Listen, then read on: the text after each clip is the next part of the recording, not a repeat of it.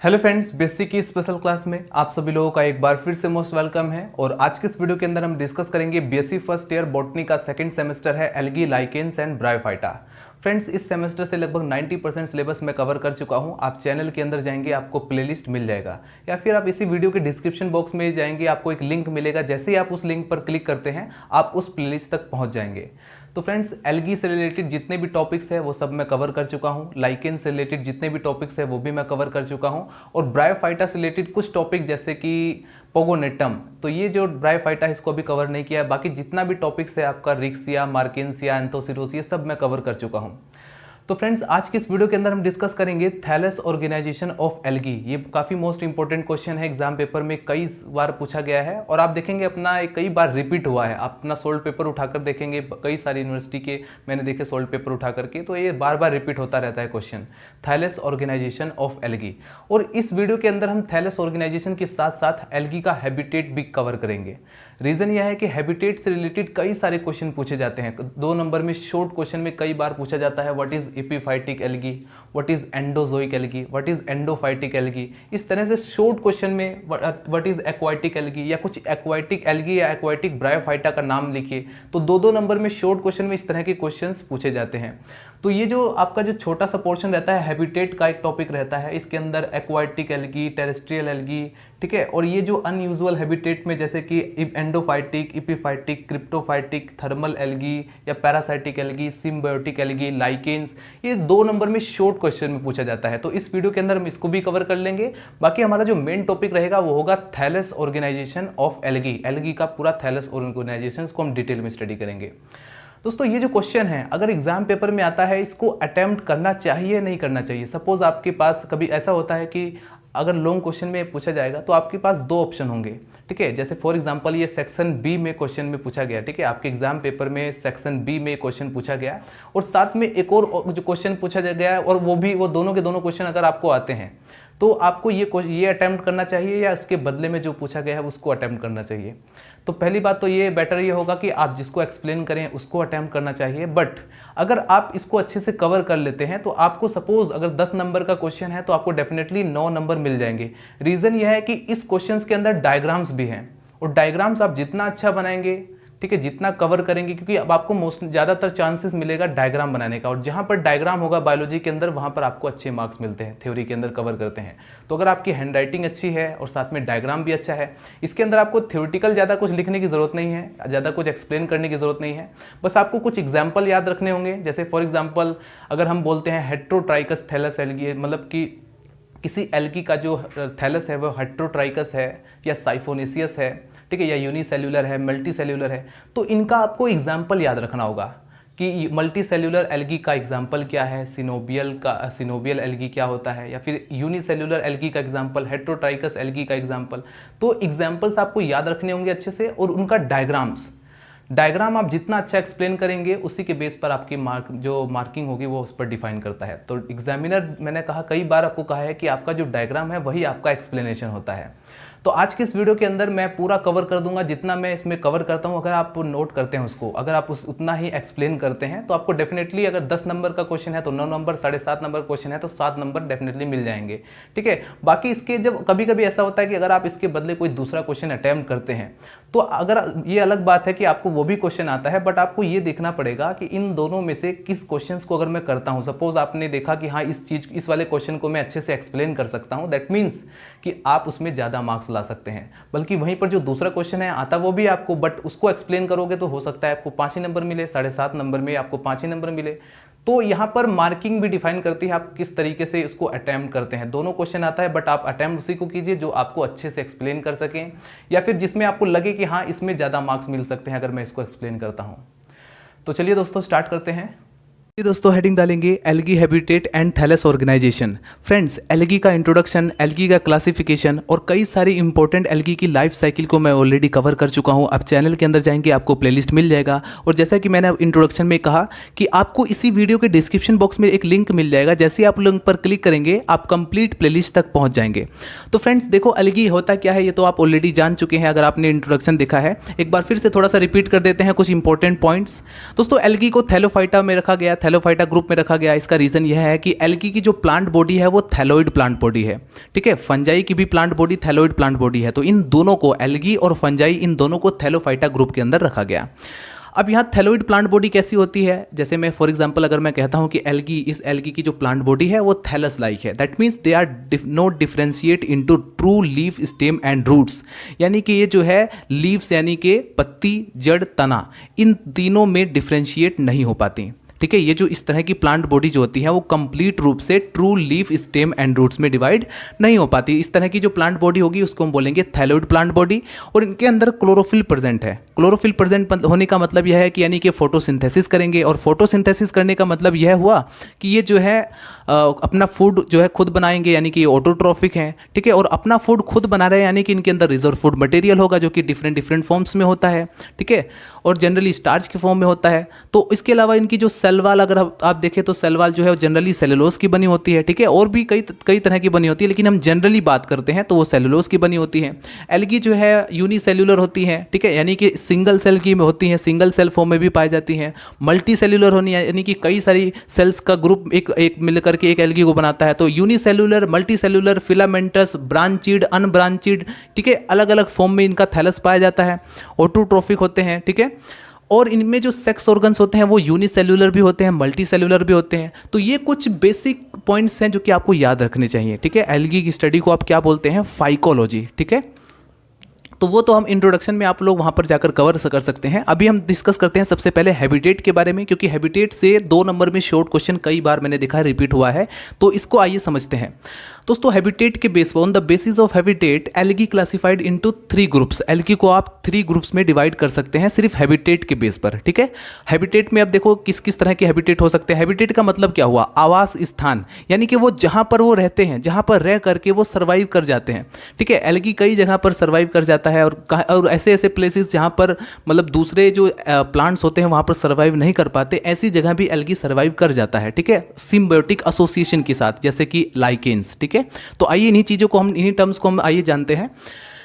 सबसे पहले तो देखो एक्वाटिक हैबिटेट्स, ठीक है, ये 3 ग्रुप्स को हमें समझना है। नंबर फर्स्ट जो हमारे सामने है ग्रुप्स वो है एक्वाटिक हैबिटेट। एक्वाटिक का मतलब होता है जलीय, यानी कि जल में रहने वाले प्लांट की बात कर रहे हैं, जल में रहने वाले प्लांट्स, यानी कि एल्गी की बात, ठीक है। अब यहाँ पर प्लांट ग्रुप के अंदर जो एल्गी रखा गया है उसकी हम बात कर रहे हैं। एक्वाटिक हैबिटेट 2 टाइप का होता है, एक होता है मैराइन वाटर, एक होता है फ्रेश वाटर। मैराइन वाटर का मतलब सी वाटर, समुद्र का पानी, ठीक है, और समुद्र के पानी में आपको पता है सोल्ट की मात्रा प्रेजेंट होती है। तो ऐसी जगह पर एल्गी, जैसे फॉर एग्जाम्पल एक्टोकार्पस, सारगासम, पॉलीसाइफोनिया, ये आपके सिलेबस में भी है और एग्जाम पेपर में इनकी लाइफ साइकिल से रिलेटेड क्वेश्चन पूछे जाते हैं, और इसको मैं कवर भी करा चुका हूँ, आप चैनल के अंदर जाएंगे मिल जाएगा।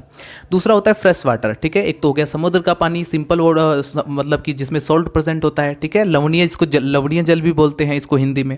एक होता है फ्रेश वाटर, ठीक है, फ्रेश वाटर में जैसे फॉर एग्जांपल ऐसे एल्गी जो कि फ्रेश वाटर में रहते हैं, कारा, वोल्वॉक्स, हाइड्रोडिक्टियोन, ठीक है। कारा जो होता है, वोल्वॉक्स और हाइड्रोडिक्टियोन, ये आपके सिलेबस में है और इसकी लाइफ साइकिल को भी मैं कवर करा चुका हूँ, आप जाकर देख सकते हैं।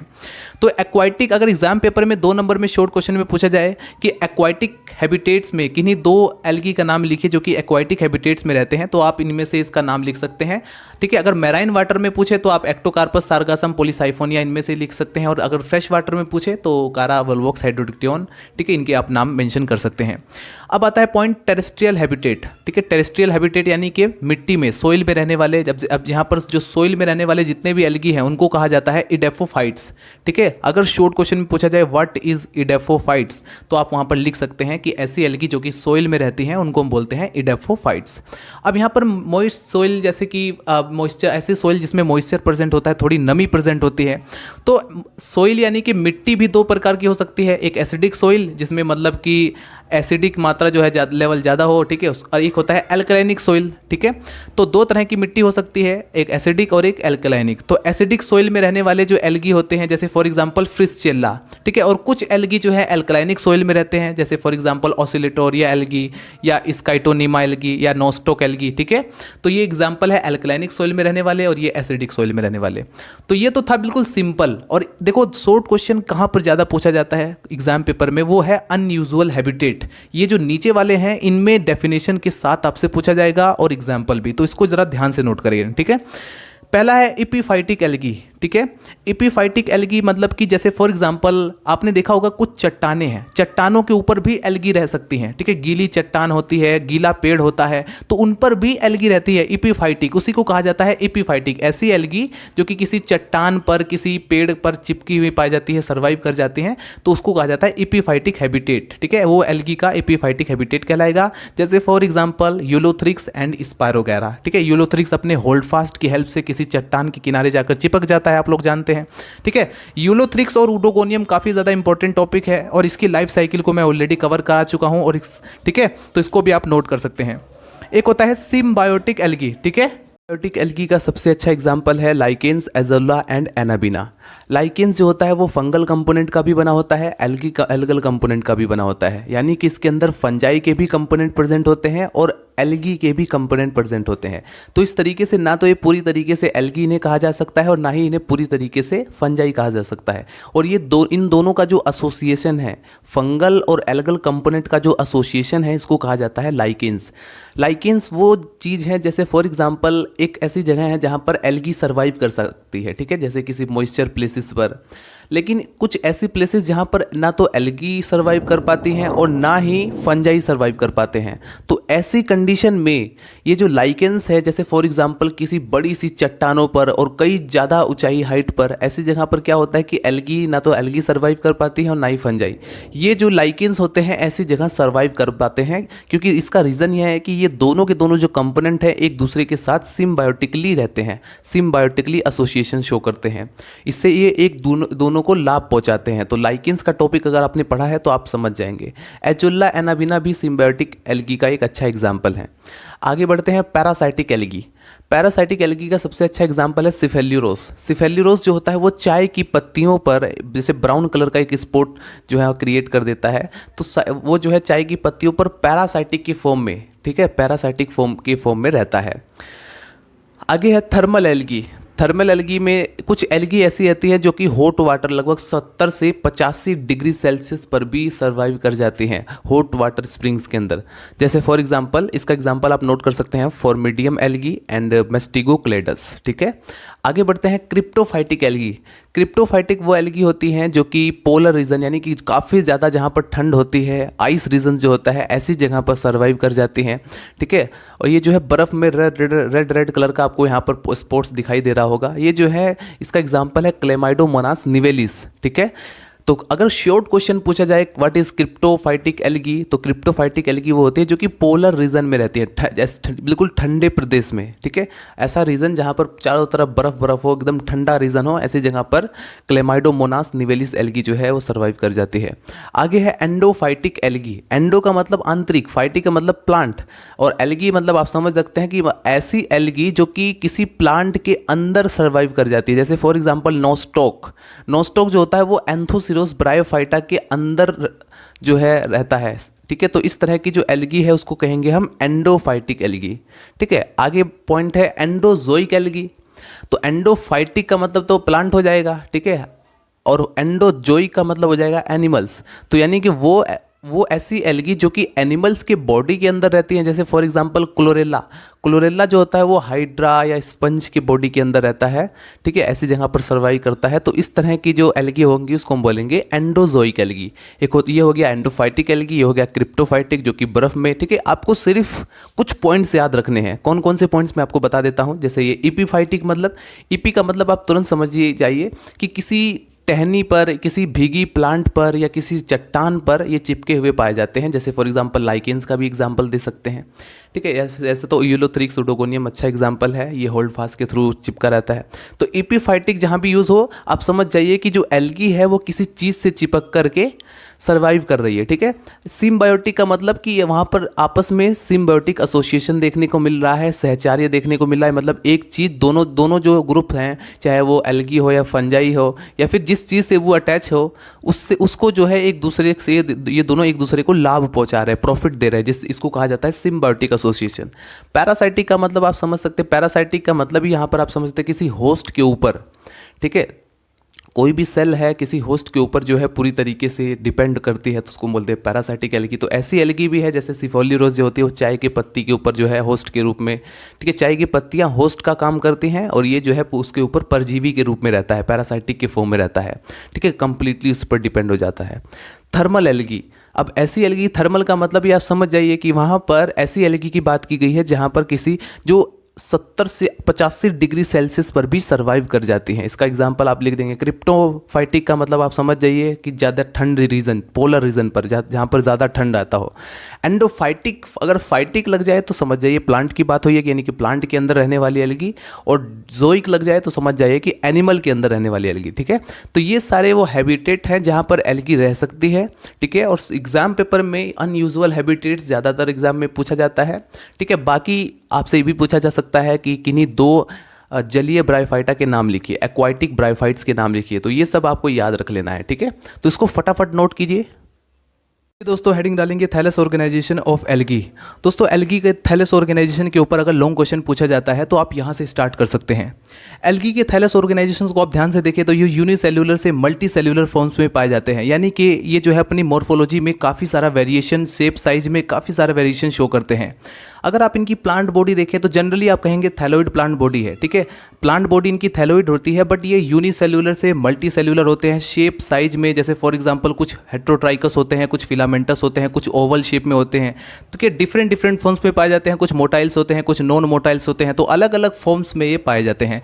तो इसीलिए इनकी जो मॉर्फोलॉजी या थैलस होता है वो उसमें काफ़ी सारा वेरिएशन देखने को मिलता है और उसी को हम स्टडी कर रहे हैं। तो आइए स्टार्ट करते हैं। आप लिखेंगे सबसे पहले the plant body in algae is always thallus and it is not differentiate into root, stem and leaves, ठीक है। आप जानते हैं कि जो थैलोइड प्लांट बॉडी होती है वो रूट, स्टेम, लीव्स में डिवाइड नहीं हो पाती है, ठीक है। यानी कि हम कह सकते हैं कि true root, leaves and stems absent होता है। Algae range in size from minute and unicellular plant less than 1 micron diameter in some planktons to very large highly differentiate multicellular forms, जैसे फॉर एग्जांपल सीवीड्स, ठीक है। Seaweeds जो होते हैं वो multi cellular forms में पाए जाते हैं। देयर फॉर्म्स में भी कॉलोनियल, ये जो है कॉलोनियल भी हो सकते हैं, और उस कॉलोनियल में लूज भी हो सकता है और इंटीग्रेटेड भी हो सकते हैं, यानी कि आपस में प्रोटोप्लाज्मिक स्ट्रैंड्स के द्वारा कनेक्टेड हो सकते हैं, ठीक है। और फिलामेंटस भी हो सकते हैं। फिलामेंटस हुआ, सपोज फिलामेंट लाइक स्ट्रक्चर है तो वो ब्रांचेड भी हो सकती है, अनब्रांच भी हो सकती है। सेप्टेट होते हैं, सेप्टेट भी ब्रांच हो सकता है, अनब्रांच हो सकता है। नॉन सेप्टेट भी हो सकते हैं और ब्रांच भी हो सकते हैं। मल्टी सेल्यूलर भी हो सकते हैं, साइफोनेसिस फॉर्म में भी पाए जाते हैं, जैसे फॉर एग्जांपल वोचेरिया, ठीक है। तो मतलब अलग अलग फॉर्म्स में पाए जाते हैं where the nuclear division occur without usual septa formations. तो आइए सबसे पहले तो आप यहाँ पर हेडिंग डाल लीजिए the range of thallus organisation in algae में बी क्लासिफाइड एज फॉलोज। आप थैलेस ऑर्गेनाइजेशंस को जो है इसकी जो रेंज होती है उसको इस तरीके से आप इसको क्लासिफाइड कर सकते हैं। नंबर फर्स्ट हम लेते हैं यूनिसेल्यूलर। यूनिसेल्यूलर का मतलब क्या होता है? सिंगल सेल, ठीक है। मतलब ऐसा एल्गल थैलस जो कि सिंगल सेल का बना होता है, जैसे फॉर एग्जांपल क्लेमाइडोमोनास, क्लोरेला, ये सब जो है सिंगल सेल एल्गी होती हैं। अब इसमें सिंगल सेल में आप कैसे डिफाइन कर, इसको भी आप फर्दर डिवाइड कर सकते हैं इसकी मोटेलिटी के बेस पर। मोटेलिटी का मतलब लोकोमोशन, यानी कि एक स्थान से दूसरे स्थान पर गति करना, चलना फिरना या लोकोमोशन करना। तो उसके बेस पर आप मोटाइल एंड नॉन मोटाइल में उसको डिफाइन कर सकते हैं, फर्दर डिवाइड कर सकते हैं। तो जैसा कि आप यहाँ पर देख सकते हैं यूनिसेल्यूलर एल्गी को मैंने मोटाइल्स एंड नॉन मोटाइल में डिवाइड किया हुआ है। अब मोटाइल का मतलब जो एक जगह से दूसरी जगह पर गति कर सके। अब मोटाइल कौन मतलब मोटाइल कौन रहेगा, लोकोमोशन कौन करेगा? जिसमें लोकोमोशनरी ऑर्गन्स पाया जाता है। जैसे फॉर एग्जांपल हम क्लेमाइडोमोनास की बात करते हैं तो इसमें फ्लैजेल्ला प्रेजेंट होता है, और ये जो फ्लैजेल्ला है इसके लोकोमोशन में हेल्प करता है, करेक्ट। तो इस तरीके से जो क्लेमाइडोमोनास है ये मोटाइल एल्गी का एग्जांपल हो जाएगा, और नॉन मोटाइल एल्गी का एग्जांपल हो जाएगा क्लोरेला, क्योंकि क्लोरेला के अंदर आप देखेंगे फ्लैजेल्ला एब्सेंट होता है, यानी कि जो है गति नहीं कर पाता, ठीक है, ये जो है मूवमेंट नहीं कर पाता। तो गाइज इस तरीके से जो यूनिसेल्यूलर एल्गी होते हैं जिनका थैलस यूनिसेल्यूलर होता है, ठीक है, यानी सिंगल सेल का होता है, इसको भी आप फोर पार्ट्स में या फोर टाइप्स में डिवाइड कर सकते हैं। जैसे यूनिसेल्यूलर एमोबॉइड फॉर्म्स, ठीक है, राइजोप्लास्ट फॉर्म जिसमें फ्लैजेल्ला एब्सेंट होता है और वो एमोबॉइड मूवमेंट करता है, ठीक है, जैसे अमीबा मूवमेंट करता है, इसी तरीके से। यूनिसेल्यूलर मोटाइल फॉर्म्स जैसे फॉर एग्जांपल क्लेमाइडोमोनास जो होता है उस पर फ्लैजेला प्रेजेंट है तो वो मोटाइल गति करता रहता है। उसके बाद यूनिसेल्युलर नॉन मोटाइल फॉर्म जैसे कि क्लोरेला, इसमें फ्लैजेला एब्सेंट है, यानी लोकोमोशनरी जो ऑर्गन्स होता है जो लोकोमोशन में हेल्प करे वो एब्सेंट होता है, यानी कि इसको नॉन मोटाइल कैटेगरी में रख देंगे। एक होता है यूनिसेल्युलर फिलामेंटस। अब देखो यूनिसेल्युलर फिलामेंट लाइक भी हो सकता है, ठीक है, अब उस पर भी हो सकता है फ्लैजेला प्रेजेंट हो या ना हो, तो उसके बेस पर भी आप उसको फर्दर डिवाइड कर सकते हैं। तो इस तरीके से जो मेन होगा वो यूनिसेल्युलर हो जाएगा। आगे हम मल्टी सेल्युलर अलग अलग तरह से देखने वाले हैं, तो इसको सबसे पहले आप फटाफट नोट कीजिए। फ्रेंड्स, एल्गी के यूनिसेल्युलर फॉर्म्स को देखने के बाद अब आप हेडिंग डालेंगे मल्टी सेल्युलर फॉर्म्स, यानी कि कॉलोनियल फॉर्म्स, जिसमें जो एल्गल सेल्स होती हैं जो यूनिसेल्युलर होती हैं वो आपस में एग्रीगेट होकर के मल्टी सेल्युलर फॉर्म्स बनाती हैं। तो कॉलोनियल फॉर्म्स को भी आप दो पार्ट्स में डिवाइड कर सकते हैं, एक होता है मोटाइल कॉलोनियल फॉर्म्स, एक होता है नॉन मोटाइल कॉलोनियल फॉर्म्स। यानी कि जो मोटाइल कॉलोनियल फॉर्म्स है ये एक स्थान से, पूरी कॉलोनी जो है एक स्थान से दूसरे स्थान तक गति कर सकती है, मूवमेंट कर सकती है। बट ये जो नॉन मोटाइल कॉलोनियल फॉर्म्स है ये जो है मूवमेंट नहीं कर पाती, क्योंकि इसके अंदर फ्लैजेला यानी कि जो लोकोमोशनरी जो ऑर्गन्स होते हैं जैसे कि फ्लैजेला वो एब्सेंट होता है। तो मोटाइल कॉलोनियल फॉर्म्स का एग्जांपल क्या हो सकता है? सबसे बेस्ट एग्जांपल है वॉल्वॉक्स, ठीक है, पेंडोराइना या वॉल्वॉक्स जो दोस्तों जो होता है इसके अंदर जो क्लेमाइडोमोनास, अभी हमने यूनिसेल्युलर का एग्जांपल दिया था क्लेमाइडोमोनास, वॉल्वॉक्स के अंदर वही क्लेमाइडोमोनास आपस में साइटोप्लाज्मिक स्ट्रैंड्स के द्वारा आपस में जुड़ जाते हैं और जुड़ने के बाद एक कॉलोनी बनाते हैं जिसको हम बोलते हैं सिनोबियम। 2 नंबर में शॉर्ट क्वेश्चन में कई बार एग्जाम में पूछा गया है व्हाट इज सिनोबियम, तो सिनोबियम इसी को कहा जाता है, ठीक है। इसमें क्या होता है कि यूनिसेल्युलर जो एल्गीज हैं, जो यूनिसेल्युलर जो सेल्स होती हैं वो आपस में मिल करके, सिंगल सेल आपस में एग्रीगेट होकर के, इकट्ठा होकर के साइटोप्लाज्मिक स्ट्रैंड्स के थ्रू आपस में जुड़ जाती हैं। जुड़ने के बाद एक कॉलोनी बना लेती हैं, जिसको बोला जाता है सिनोबियम। अब इसमें देखेंगे सबसे जो बाहर की तरफ जो भी क्लेमाइडोमोनास की जो सेल्स प्रेजेंट होती हैं, जो बाहर की तरफ जो सेल्स प्रेजेंट है आउटर में, उसमें फ्लैजेला प्रेजेंट होते हैं। 2 फ्लैजेला प्रेजेंट है, यानी कि बाई फ्लैजेलेट सेल्स जो होती हैं वो आउटर में प्रेजेंट होती हैं और ये गेंद की तरह लुढ़कते हुए तैरती है, ठीक है, पानी के अंदर गेंद की तरह लुढ़कते हुए चलती हैं, ठीक है। तो ये जो है लोकोमोशन में हेल्प करती हैं। नंबर सेकंड आता है नॉन मोटाइल कॉलोनियल फॉर्म्स, यानी कि इसके अंदर कोई भी लोकोमोशनरी ऑर्गन्स एब्सेंट होता है, ठीक है, प्रेजेंट नहीं होता, जिसके कारण ये जो है लोकोमोशन नहीं कर पाते, गति नहीं कर पाते। तो इसके अंदर आप देख सकते हैं क्लेमाइडोमोनास या माइक्रोसिस्टिस का एग्जाम्पल है। इसके अंदर देख सकते हैं म्यूसिलेजिनस सिथ के द्वारा ये घिर चुका है और ये आपस में जो सेल्स है वो एग्रीगेट हो चुके हैं, ठीक है। तो aggregation of non motile sales in the form, तो ये मतलब कि जो नॉन मोटाइल सेल्स हैं वो आपस में एग्रीगेट यानी कि इकट्ठा होकर के एक कॉलोनी बनाती है जिसको हम बोलते हैं नॉन मोटाइल कॉलोनी। तो ये है एल्गी के कॉलोनियल फॉर्म्स में, जिसको फर्दर आप मोटाइल एंड नॉन मोटाइल यानी कि उसकी लोकोमोशन के बेस पर दोबारा से डिवाइड कर सकते हैं। नंबर 3 टाइप का जो थैलस ऑर्गेनाइजेशन है एल्गी का वो है फिलामेंटस फॉर्म। फिलामेंटस फॉर्म में जैसे कि आप यहाँ पर देख सकते हैं ये एक फिलामेंट लाइक स्ट्रक्चर आपको दिखाई दे रही है, ठीक है। अब फिलामेंटस भी 2 प्रकार का हो सकता है, ब्रांच्ड एंड अनब्रांच्ड। अब ब्रांच्ड में क्या होगा कि जो फिलामेंट है, ठीक है, वो जो है ब्रांच होगा और जो अनब्रांच में क्या होगा वो ब्रांचिंग, कोई भी ब्रांचिंग आपको देखने को नहीं मिलेगी। जैसे फॉर एग्जांपल देख सकते हैं ये यूलोथ्रिक्स का एग्जांपल है, ये स्पायरोगैरा। अगर आप इसी तरह का भी डायग्राम बना देते हैं, आई एम श्योर आपको ज़रूर कम से कम अगर 7.5 नंबर का क्वेश्चन है तो 7 नंबर डेफिनेटली मिल जाएंगे, क्योंकि डायग्राम का एक अलग ही इम्पैक्ट पड़ता है, ठीक है। तो इस चीज़ का हमेशा ध्यान रखना और एग्जाम्पल ज़रूर देना है आपको, चाहे वहाँ पर एक्सप्लेनेशन आप थोड़ा कम रखें, लेकिन आपको डायग्राम और एग्जाम्पल उसको याद रखना होगा, ठीक है। तो देखिए जैसा कि आप यहाँ पर देख सकते हैं अनब्रांच फिलामेंट की स्ट्रक्चर का 2 एग्जांपल है, स्पायरोगैरा हमने ले लिया है और एक यूलोथ्रिक्स, जिसके अंदर आप देखेंगे simple unbranch filament are found in many forms, they are either free living, ये जो है फ्री लिविंग भी हो सकते हैं जैसे कि आप देख सकते हैं, ठीक है, स्पायरोगैरा। और ये देखेंगे यूलोथ्रिक्स, ये होल्ड फास्ट के थ्रू किसी चट्टान से चिपका हुआ पाया जाता है। तो ये जो है अनब्रांच फिलामेंटस स्ट्रक्चर है एल्गी का।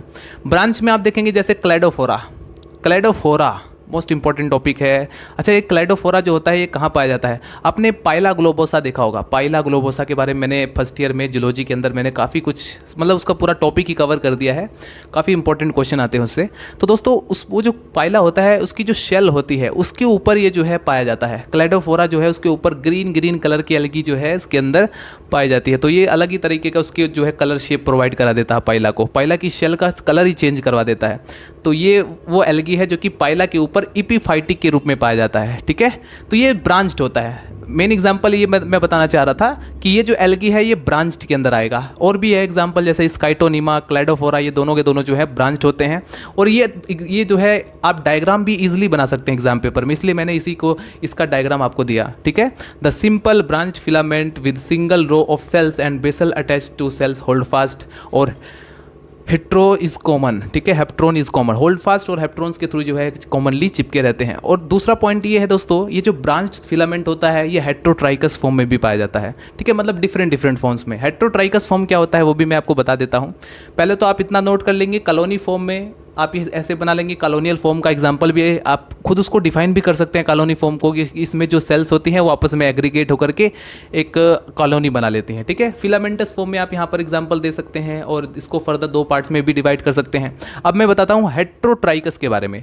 दोस्तों हेट्रोट्राइकस फॉर्म में क्या होता है, ये एक मोस्टली हाईली इवॉल्वेड प्लांट बॉडी होती है जो है एल्गी की या ब्रायोफाइटा की। ठीक है, मेनली हम एल्गी की बात कर रहे हैं। तो उसमें क्या आपको देखने को मिलेगा, एक तरफ नीचे की तरफ जो ब्रांच है इसको क्रीपिंग ब्रांच, जिसको हम प्रोस्ट्रेट ब्रांच भी बोलते हैं, इसमें 2 तरह की ब्रांचिंग पाई जाती है। Consist of 2 distinct part, 2 branching आपको पाई जाएगी। एक नीचे की तरफ जिसको क्रीपिंग होती है, ठीक है, यानी कि नीचे जो रेंग करके चलने वाली जो ब्रांच होती है उसको बोलते हैं क्रीपिंग ब्रांच या प्रोस्ट्रेट ब्रांच। ठीक है, एक होती है ऊपर की तरफ उठने वाली, इसको बोला करते हैं हम इरेक्ट ब्रांच। तो इसमें 2 तरह की ब्रांच, इसके जो थैलस ऑर्गेनाइजेशन आप ध्यान से देखेंगे तो 2 तरह की ब्रांच आपको दिखाई देगी। इसके एग्जांपल है दोस्तों, जैसा कि आप यहाँ पर देख सकते हैं स्टिग्लियोक्लोनियम। ठीक है, स्टिग्लियोक्लोनियम या फिर एक्टोकार्पस सबसे बेस्ट एग्जांपल। और एक्टोकार्पस की लाइफ साइकिल एग्जाम पेपर में कई बार पूछी जाती है, तो उसको मैं कवर करा चुका हूं। तो नोट करेंगे, the most highly evolved type of plant body consist of 2 distinct part prostrate, मतलब इसमें 2 तरह की ब्रांचिंग, एक प्रोस्टेट ब्रांच है और एक इरेक्ट ब्रांच है। अभी आपने यहाँ पर देखा स्टिग्लियोक्लोनियम का एग्जाम्पल, लेकिन एक मैंने जैसा कि बताया आपको एक्टोकार्पस भी इसका सबसे बेस्ट एग्जाम्पल है। ठीक है, तो ये 3 फॉर्म आप फटाफट इसको नोट कीजिए। चलिए फ्रेंड्स, एल्गी के थैलस ऑर्गेनाइजेशन में फाइनली हम डिस्कस कर लेते हैं साइफोनेसियस फॉर्म, कॉम्प्लेक्स फॉर्म और पैरेन्काइमोटस फॉर्म। ठीक है, ये कुछ बचे हुए एल्गी के थैलस ऑर्गेनाइजेशन है जो कि काफ़ी ज़्यादा इंपॉर्टेंट है।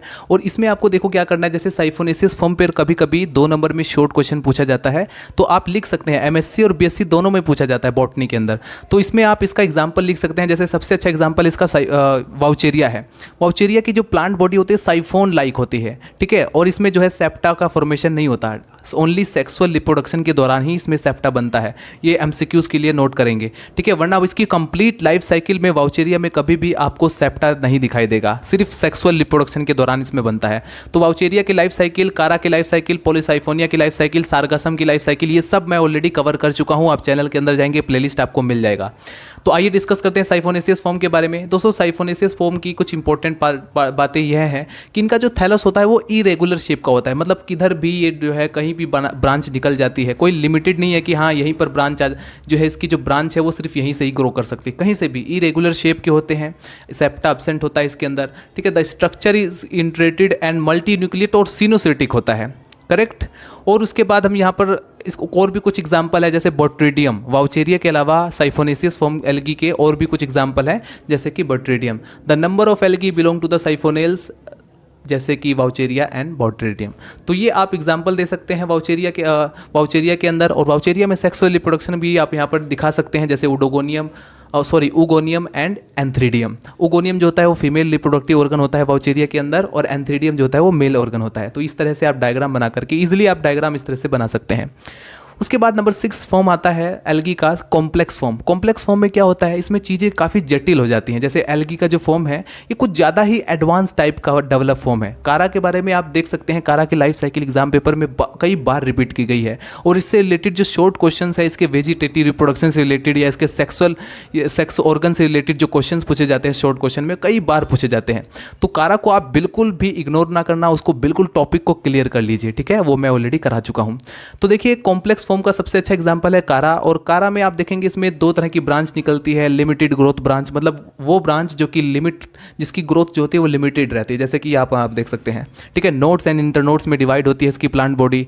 और इसमें 2 तरह की ब्रांचेज होती है, ब्रांच ऑफ लिमिटेड ग्रोथ और ब्रांच ऑफ अनलिमिटेड ग्रोथ। ये जो ब्रांच जा रही है ये अनलिमिटेड ब्रांच होती है। ठीक है, और जो लेटरल में आपको दिखाई दे रही है ये लिमिटेड होती है, यानी कि इसकी ग्रोथ लिमिटेड होती है। और ये जो बीच में सेंटर में जो जा रही है ब्रांच, ये जो है अनलिमिटेड होती है। ठीक है, बाकी आप देख सकते हैं नीचे राइजोइड्स की हेल्प से चिपका रहता है। तो some plant body of algae more advance या मोर डेवलप टाइप की होती है। ठीक है, जिसके अंदर 2 तरह की ब्रांचेस भी पाई जाती हैं। मतलब इसकी कंप्लीट जो थैलस होगा वो पूरा का पूरा कॉम्प्लेक्स टाइप होगा, जटिल टाइप का। ठीक है, आगे बढ़ते हैं।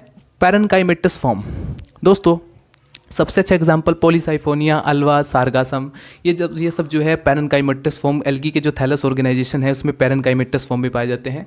Parenchymatous thallus organisation of modification of the filament habit depending upon the nature of cell division. The parenchymatous thalli में भी लीफ लाइक भी हो सकते हैं, जैसे फॉर एग्जाम्पल अल्वा। ठीक है, और इसके अलावा जैसा कि आप यहाँ पर देख सकते हैं सारगासम, आप इसको देखेंगे, इसकी अगर आप इसकी ध्यान से देखेंगे तो आपको लगेगा कि नहीं कि ये एल्गिल है। मतलब आप देख सकते हैं इस पर कितना ज़्यादा पूरी तरीके से ब्रांचिंग, लीफ अलग है और स्टेम्स अलग आपको दिखाई दे रहा होगा। मतलब ये कुछ ज़्यादा हाई डेवलप ग्रुप हो जाता है। ठीक है, सारगासम को आप देख करके आप ये नहीं कह सकते ये एल्गी होगा, बट ये एल्गी होता है। और ये सीवीड्स के रूप में आप समुद्र के किनारे, समुद्र में कई ज़्यादा जो है कूड़ा करकट के रूप में इसको देखा जाता है।